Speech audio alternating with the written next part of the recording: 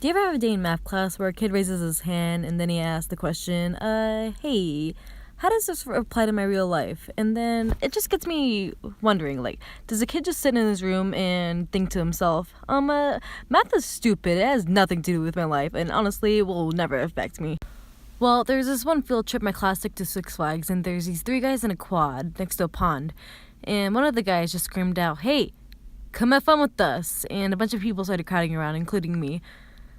One guy held a thing of foil, and the other guy held a bucket of pennies, and the third guy had a hat on. And they told us to all get in teams, and each team would receive an 8x12 foil paper to create a boat, and the boat that held the most pennies would win. So we have the 12x8 foil paper, but we can't just put that into the pond without modifications because it will sink once the penny gets on there. So we have to find a way to add height to it while also reaping the most benefits because that's how we're going to win. But if you're going to add height to it, you also have to subtract some space off the length and width because you only have the original foil paper and can't add any more. Since four sides are being raised, you have to subtract twice the height from the length because both the left and right side are being affected, and the same process goes for the width. With this, we can calculate volume. Volume is the amount of space that can be held within a closed container. In our case, it's how many pennies can be held within our foil boat. First, with the volume equation of length times width times height, we can substitute what we found for length and width, which was their value, take away twice the height. Then we can multiply everything and combine with basic algebra. And finally, we find the derivative and set that equal to 0.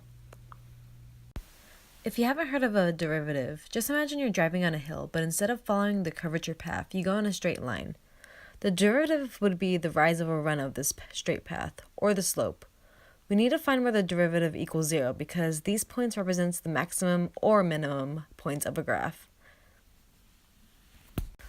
Finding the equation for the derivative of volume is important in our situation because when we use this equation, it's basically like going to the grocery store of all the possible heights of the foil boat, and it tells us which points would have the most advantage to us.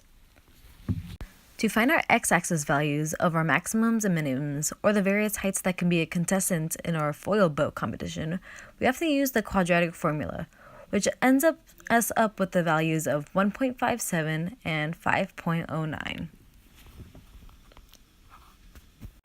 We test whether these are maxes or mins by plugging in values into the derivative function. All numbers to the left of 1.57 are positive. All numbers in between the two values are negative. And all numbers to the right of 5.09 continue to be positive. Since we can't go any more to the right due to our small amount of foil paper, 1.57 inches was the height of our foil boat, and we won.